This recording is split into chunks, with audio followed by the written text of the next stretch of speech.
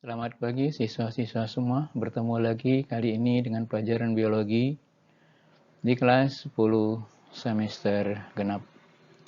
Pada pertemuan kali ini kita akan berbicara tentang komponen ekosistem dan interaksinya antar komponen ekosistem. Pada pertemuan kali ini, tujuan pembelajaran ingin kita capai adalah: pertama, mendefinisikan apa itu ekosistem. Yang kedua, mengidentifikasi komponen-komponen ekosistem. Dan yang ketiga adalah menganalisis hubungan antar komponen ekosistem. Ekosistem adalah suatu kesatuan antara makhluk hidup dengan lingkungan yang saling berinteraksi. Nah, untuk memahami pengertian ekosistem ini, silakan perhatikan gambar berikut. Ini gambar pertama. Perhatikan dengan seksama. Di gambar pertama ini, komponen-komponen apa saja yang ada di dalam gambar tersebut. Setelah memperhatikan gambar pertama, perhatikan juga gambar kedua. Nah, ini dia gambar kedua. Perhatikan dengan seksama komponen ekosistem apa saja yang ada di dalam gambar tersebut. Baik, kemudian perhatikan gambar yang ketiga. Nah, ini gambar yang ketiga. Perhatikan komponen apa yang ada dalam gambar tersebut. Kemudian perhatikan gambar keempat.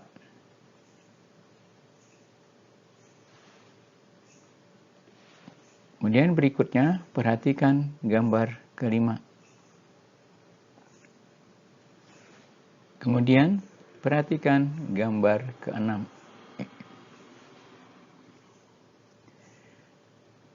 Nah, setelah kamu memperhatikan gambar 1 sampai dengan gambar 6, perhatikan juga video berikut. Silakan perhatikan video berikut ini dan amati komponen-komponen ekosistem apa saja yang ada dalam gambar atau video berikut ini.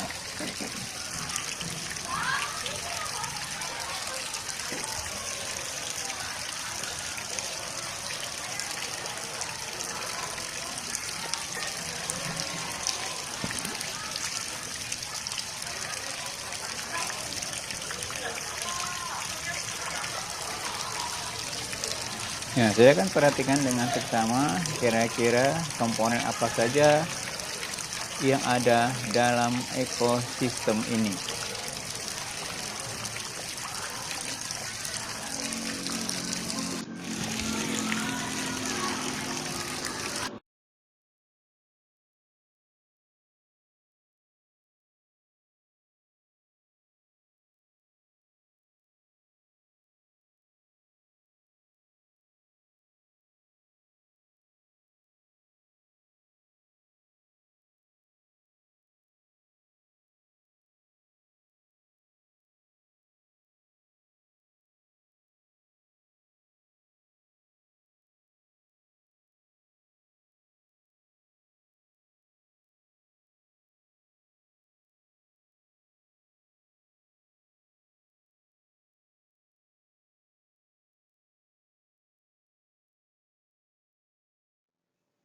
Setelah kamu mengamati video dan gambar yang sudah ditampilkan di depan, maka coba dari hasil pengamatan kamu, masukkan data-datanya ke dalam tabel berikut. Nah, kamu identifikasi pada gambar 1, gambar 2, gambar 3, gambar 4, gambar 5, gambar 6, dan video, kira-kira makhluk hidup yang ada di gambar tersebut dan video tersebut apa saja. Begitu juga yang bukan termasuk ke dalam makhluk hidupnya. Apa saja yang ada pada gambar 1, gambar 2, gambar 3, gambar 4, gambar 5, dan gambar 6 serta video. Nah, jika hasil pengamatan kamu itu benar dan kamu mengamati dengan cermat, maka pasti hasilnya adalah sebagai berikut. Ya, benar. Pada gambar 1, itu akan terlihat makhluk hidupnya adalah berupa tumbuhan. Sementara yang bukan makhluk hidupnya adalah berupa batu, air, rumah, dan tanah. Begitu juga pada gambar kedua, makhluk hidupnya berupa tumbuhan, sedangkan makhluk bukan hidupnya bukan makhluk hidupnya adalah tanah. Sedangkan pada gambar 3, makhluk hidupnya berupa tumbuhan dan bukan makhluk hidupnya adalah berupa tanah dan air. Gambar keempat, makhluk hidupnya berupa tumbuhan dan bukan makhluk hidupnya berupa batu dan rumah.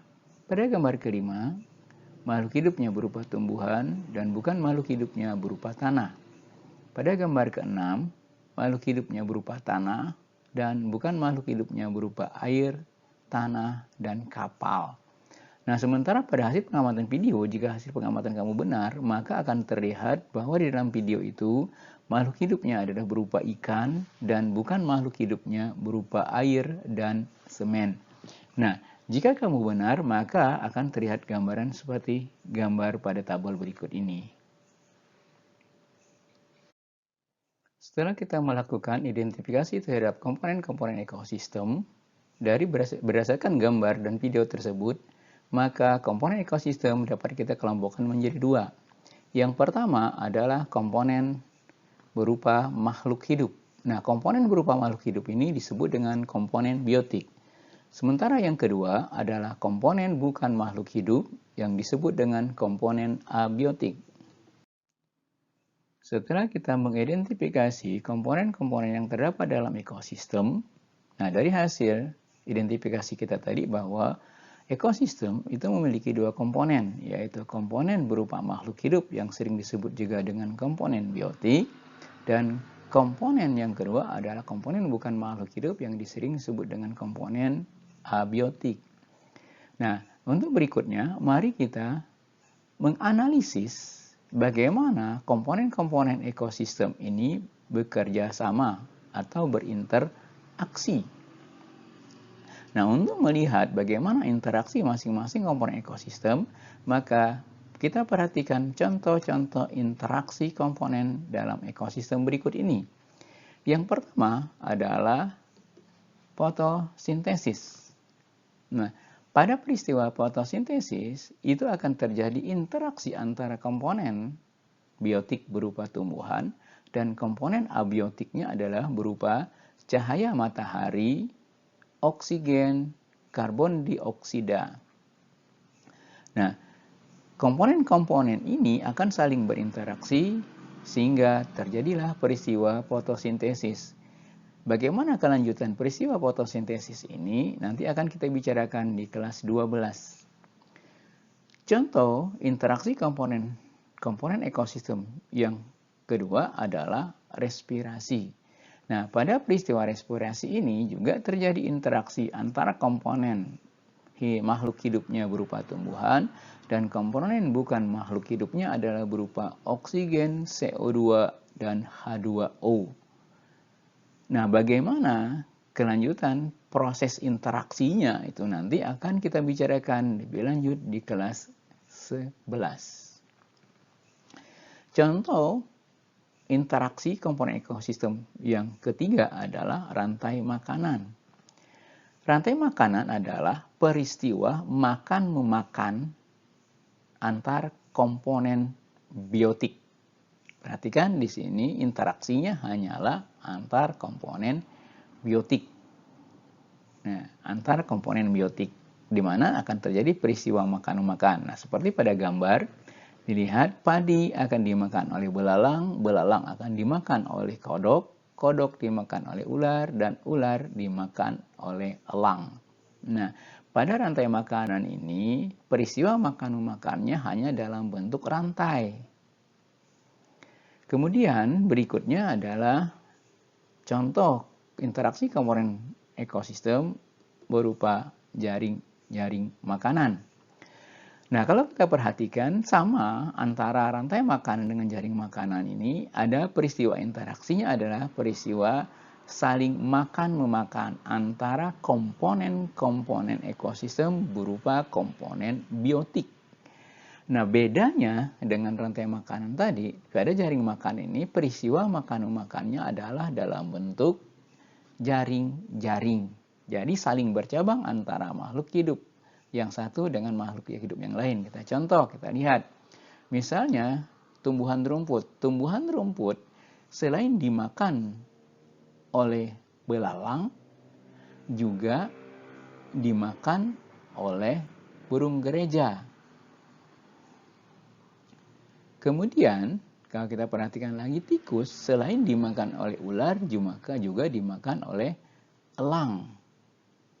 Nah, sehingga terbentuklah jaring-jaring makanan. Berikutnya, mari kita menganalisis interaksi masing-masing komponen ekosistem pada jaring-jaring makanan. Nah, perhatikan peristiwa makan-memakan dalam bentuk jaring-jaring berikut ini. Perhatikan di situ, ada rumput dimakan oleh jangkrik, kemudian jangkrik dimakan oleh burung pipit, dan burung pipit dimakan oleh elang. Mari kita coba analisis satu persatu. Apa yang terjadi pada peristiwa makan-memakan dari rumput ke jangkrik, jangkrik ke burung pipit ke elang. Nah, pada waktu jangkrik memakan rumput, maka yang masuk ke dalam tubuh jangkrik adalah daun atau batang rumput.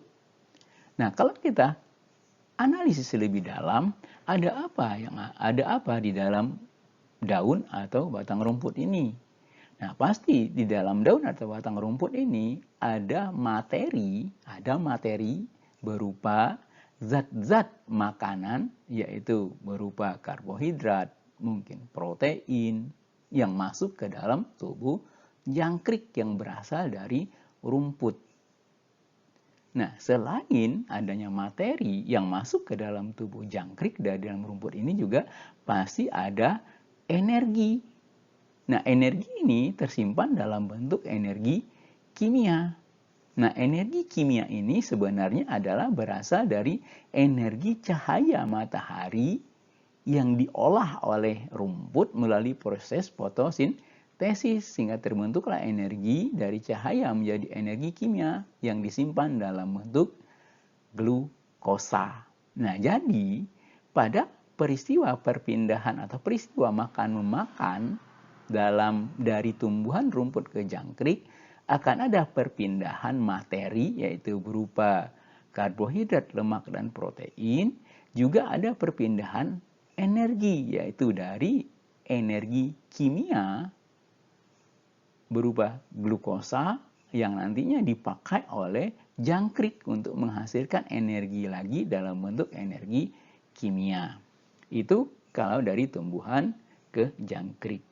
Nah, begitu juga kalau kita lihat, jangkrik akan dimakan oleh burung pipit.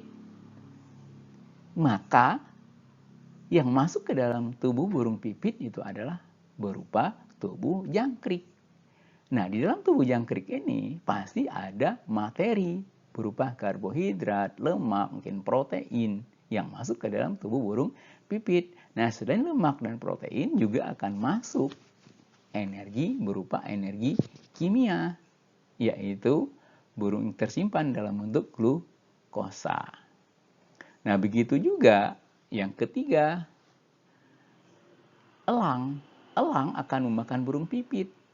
Nah, yang masuk ke dalam tubuh elang adalah berupa tubuh burung pipit. Nah, di dalam tubuh burung pipit ini pasti ada materi dan juga ada energi, sama dengan yang terdapat dalam jangkrik tadi dan yang terdapat di dalam rumput. Nah, sehingga dari hasil analisis ini dapat kita simpulkan bahwa dalam peristiwa makan-memakan itu akan terjadi dua peristiwa. Nah, apa peristiwa itu? Yang pertama adalah peristiwa aliran energi. Nah, kenapa di sini disebut dengan aliran? Karena energi yang berpindah dari komponen biotik yang satu ke komponen biotik yang lain itu adalah tidak bisa kembali ke bentuk semula. Ya, kita lihat lebih dalam lagi. Tadi dikatakan bahwa tumbuhan rumput itu memperoleh energinya adalah dari energi cahaya yang diolah melalui proses fotosintesis akan berubah menjadi energi kimia yang tersimpan di dalam glukosa. Nah, kemudian glukosa ini masuk ke dalam tubuh jangkrik. Dari tubuh jangkrik berpindah ke burung pipit. Dari burung pipit berpindah ke elang. Nah, energi yang terdapat pada jangkrik, pada burung pipit, dan pada burung elang juga akan digunakan oleh masing-masing, yaitu untuk peristiwa bergerak. Nah, hasil bergeraknya ini, maka energi yang digolahnya, ya hasil energi yang diolahnya akan berubah menjadi energi panas. Jadi energi kimia di dalam tubuh jangkrik, dalam tubuh burung pipit, dan dalam tubuh elang berubah menjadi energi panas. Nah, kemudian berarti yang tadi asalnya adalah energi cahaya masuk ke dalam tubuh makhluk hidup, kemudian keluarnya adalah berupa energi panas. Maka dari itu disebut dengan aliran energi. Karena energi asalnya berbeda dengan energi hasilnya. Asalnya adalah energi cahaya, hasilnya adalah berupa energi kimia atau energi panas. Nah, itu peristiwa yang pertama. Peristiwa yang kedua adalah siklus materi. Nah, kenapa kok di sini materi disebut siklus, sementara energi disebut aliran? Nah, kita coba lihat. Materi yang terdapat dalam tubuh rumput tadi adalah berupa karbohidrat, lemak, protein. Begitu juga yang terdapat dalam tubuh jangkrik, tubuh burung pipit, dan tubuh elang.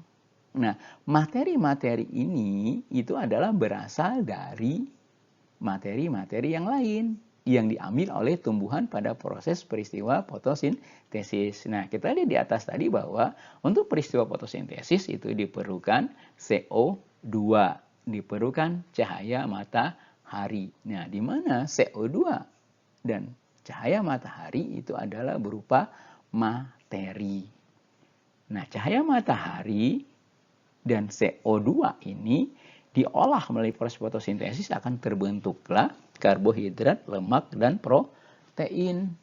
Nah, karbohidrat, lemak, dan protein ini komponen penyusunnya pasti berupa karbon, oksigen, dan hidrogen. Sama seperti komponen penyusun CO2, H2O, dan oksigen tadi. Nah, jadi asalnya adalah berupa CO2, H2O, dan oksigen, maka hasilnya nanti di dalam tubuh makhluk hidup ini atau komponen biotik ini tetap masih berupa H2O, CO2, dan oksigen. Nah, zat-zat ini atau bahan-bahan ini akan dikeluarkan kembali pada saat makhluk-makhluk hidup itu mati. Makhluk itu mengeluarkan zat. Nah, jadi karena asalnya adalah berupa CO2, H2O, dan oksigen, kemudian balik lagi ke lingkungan berupa CO2, H2O, dan oksigen, maka peristiwanya itu disebut dengan siklus karena asal dan hasilnya adalah sama.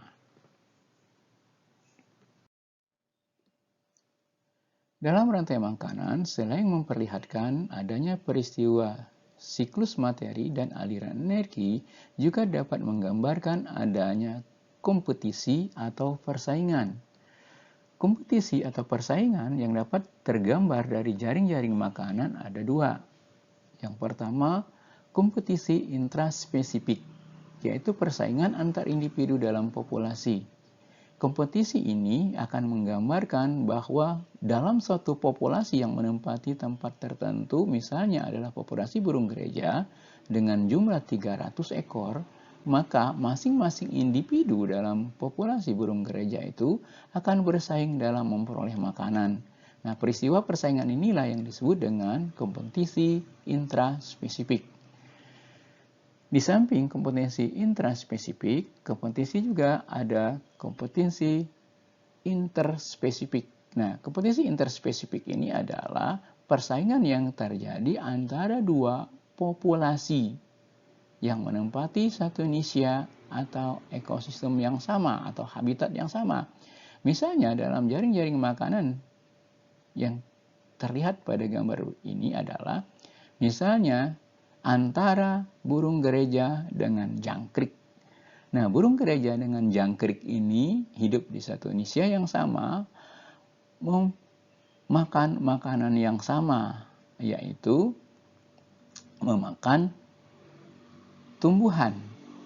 Nah, maka masing-masing populasi ini akan bersaing dalam memperoleh tumbuhan tersebut. Nah, persaingan antara dua populasi dalam memperebutkan makanan yang sama inilah yang disebut dengan kompetisi interspesifik. Berikutnya, mari kita analisis peranan masing-masing komponen ekosistem di dalam jaring-jaring makanan berikut ini. Nah, kalau kita perhatikan, pada jaring-jaring makanan ini, ada beberapa komponen, yaitu pertama adalah berupa komponen biotik berupa tumbuhan dan komponen biotik berupa hewan. Nah, masing-masing komponen dalam ekosistem jaring-jaring makanan ini memiliki peranannya masing-masing. Nah, apa peranannya masing-masing itu? Mari kita lihat satu persatu. Yang pertama, peranan komponen ekosistem dalam jaring makanan ini adalah sebagai produsen. Nah, apa sih sebenarnya produsen? Produsen adalah komponen ekosistem yang dapat membuat makanan melalui proses fotosintesis. Nah, maka dalam hal ini yang bertindak sebagai produsen adalah pasti tumbuhan, karena tumbuhan dapat membuat makanan melalui proses fotosintesis. Kemudian komponen yang kedua, peranannya adalah sebagai konsumen. Nah, kenapa dikatakan konsumen? Karena konsumen ini tidak bisa membuat makanan sendiri, karena dia harus memperoleh makanannya berasal dari konsumen. Nah, kalau kita lihat pada jaring-jaring makanan ini, maka ada beberapa konsumennya. Kita contoh lihat, ada jangkrik yang memakan tumbuhan, kemudian ada burung pipit yang makan jangkrik, kemudian ada elang yang makan burung pipit. Maka karena ada beberapa konsumen, maka konsumen-konsumen pada jaring-jaring makanan ini dapat kita bedakan menjadi beberapa jenis. Yang pertama adalah konsumen tingkat 1. Nah, konsumen tingkat 1 adalah konsumen yang memakan produsen. Maka dalam hal ini berarti jangkrik termasuk ke dalam konsumen tingkat 1. Nah, selain konsumen tingkat 1 ada konsumen tingkat 2. Nah, konsumen tingkat 2 ini adalah konsumen yang memakan konsumen tingkat 1. Maka dalam hal ini kalau kita lihat urutannya, jangkrik dimakan oleh burung pipit. Maka burung pipit pasti merupakan konsumen tingkat 2. Nah, selain konsumen tingkat 2 ada konsumen tingkat 3. Nah, konsumen tingkat 3 adalah konsumen yang memakan konsumen tingkat 2. Nah, kalau kita lihat, maka yang memakan konsumen tingkat 2 di sini adalah elang. Yang elang memakan burung pipit. Dan konsumen tingkat 4 dan seterusnya. Masih banyak lagi komponen tergantung dari tingkatan-tingkatannya dalam jaring-jaring makanan tersebut. Nah, maka kalau kita lihat komponen-komponen tadi, maka tingkatan-tingkatannya cukup beragam. Nah, kemudian peranan yang ketiga adalah sebagai pengurai atau dekomposer. Nah, di dalam jaring-jaring makan ini tidak terlihat siapa yang sebagai pengurai atau dekomposer. Nah, tapi yang berperan sebagai pengurai atau dekomposer ini biasanya adalah berupa bakteri pembusuk. Berupa cacing. Nah, sedangkan peranan yang keempat adalah berupa detritus. Nah, detritus di sini juga tidak kelihatan detritus, karena detritus ini adalah komponen biotik dalam ekosistem yang bisa merubah ukuran menjadi lebih kecil. Beda halnya dengan pengurai tadi. Kalau pengurai atau dekomposer itu adalah menguraikan senyawa kimia dari senyawa kompleks menjadi senyawa sederhana. Sedangkan detritus hanya merubah ukurannya. Nah, yang termasuk ke dalam detritus ini diantaranya adalah keluing, atau sering kita sebut dengan kaki seribu. Nah, kalau kita perhatikan lebih lanjut, apakah komponen-komponen biotik dalam jaring-jaring makanan ini hanya menempati satu tingkatan saja? Nah, maka kalau kita analisis lebih dalam, produsen itu hanya menempati di satu tingkat, yaitu berupa tumbuhan, yaitu berupa produsen. Tetapi kalau sudah masuk kepada konsumen, maka tingkatannya bisa lebih dari satu. Nah, coba kita lihat. Kita lihat untuk tikus misalnya. Kita coba lihat tikus. Tikus kira-kira berada pada tingkat keberapa? Nah, kalau kita mulainya dari jalur rumput dimakan tikus, maka di sini berarti tikus berada pada tingkat kedua. Karena tikus berperan sebagai konsumen tingkat 1. Nah, tapi kalau kita lihat jalur tikus dari rumput jangkrik tikus, yaitu tikus makan jangkrik, sementara jangkrik makan rumput. Nah, kalau jangkrik makan rumput, berarti jangkrik berada pada konsumen tingkat 1. Kemudian, jangkrik yang konsumen tingkat 1 dimakan oleh tikus. Maka berarti tikus berada pada konsumen tingkat 2. Nah, kelihatan di sini bahwa tikus itu bisa berada di dua tingkat yang berbeda. Yang pertama berada pada tingkat 1, yang pertama berada pada tingkat kedua, dan yang kedua adalah berada pada tingkat ketiga. Itu tikus berada pada tingkat 3. Kenapa dia berada pada tingkat 3? Karena dia berada pada konsumen tingkat 2. Kenapa dia berada pada tingkat kedua? Karena dia berada pada konsumen tingkat 1. Nah, dengan demikian dapat kita simpulkan bahwa masing-masing komponen dalam jaring-jaring makanan bisa menempati lebih dari satu tingkat. Nah, lebih dari satu tingkat.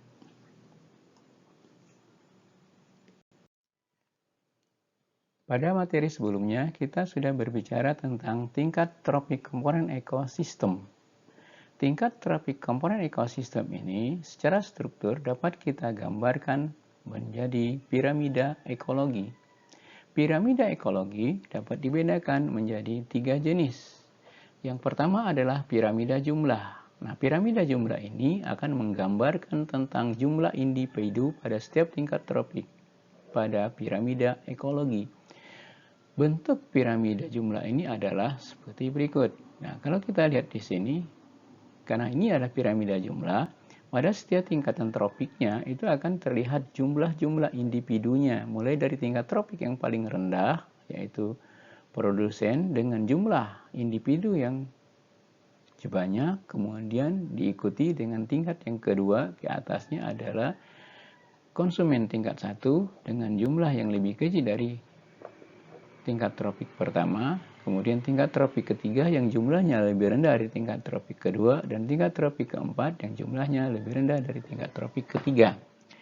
Kemudian, piramida ekologi yang kedua adalah piramida biomasa.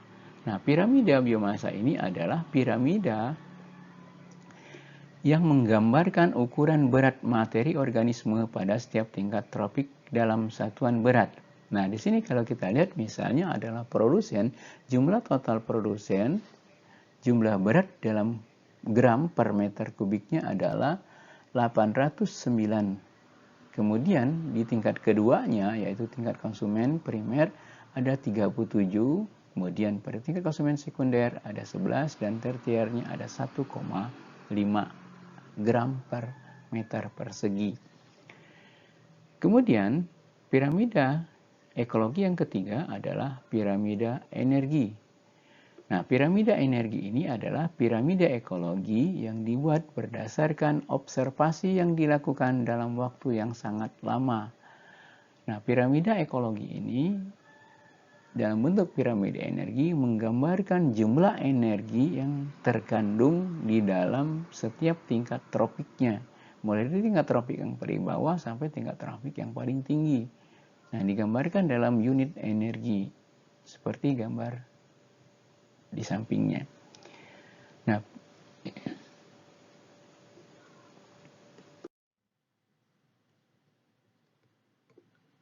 demikian Demikianlah materi komponen-komponen ekosistem dan interaksi antara komponen ekosistem. Terima kasih atas perhatiannya. Jika ada pertanyaan, silakan chatting lewat Classroom. Sekali lagi, terima kasih. Assalamualaikum warahmatullahi wabarakatuh.